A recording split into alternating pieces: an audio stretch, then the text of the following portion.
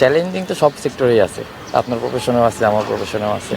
তো আমি চেষ্টা করবো এটা এনজয় করার, এবং চেষ্টা করব যে টিমের জন্য যতটুকু পারবো টিমকে এই দিকটা, এই ডিপার্টমেন্ট থেকে কন্ট্রিবিউট করার জন্য। প্রথমত পরিস্থিতি আমাদের হাতে নাই, পরিস্থিতির মধ্যে চলবে। এর ভিতর থেকে আমাদের যতটুকু আমাদের হাতে আছে, যতটুকু কন্ট্রোলে আছে, এর ভিতর থেকে আমাদের সব কিছু করতে হবে। আমাদের টিমে প্রথম থেকে বিগ বাজেট টিম, এখনও বিগ বাজেট টিমই আছে। হয়তো বা 2-1টা প্লেয়ার অন অফ আছে, যেমন ন্যাশনাল টিমে ন্যাশনাল ডিউটি আছে, ওখানে যেতে হবে। তো আশা করছি যে আমাদের ব্যাকআপ যে প্লেয়ারগুলো আছে, ওরা যখন অপরচুনিটি পাবে, ওদের জন্য একটা পজিটিভ সাইন বলা যায় যে তারাও তো প্লেয়ার, তাদেরও তো অপরচুনিটি দরকার। আমি মনে করি যে তাদের জন্য একটা ভালো দিক। ওয়ালটন আবারও মিলিয়নিয়ার অফারে ওয়ালটন ফ্রিজ কিনে আপনিও হয়ে যেতে পারেন মিলিয়নিয়ার।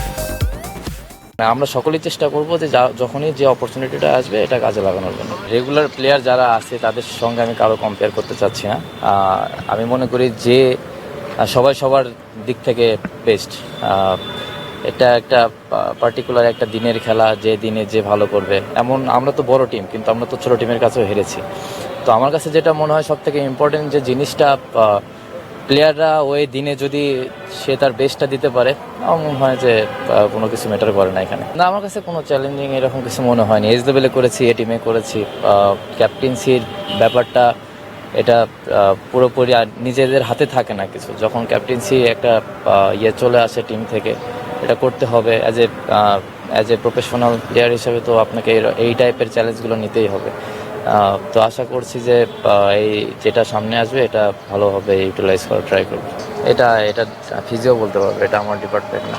চিন্তার কিছু নাই, নর্মাল যে প্ল্যান আছে, যে প্রসেসে টিমরা মানে আমরা শুরু করি, ওই নর্মাল প্ল্যানই থাকবে।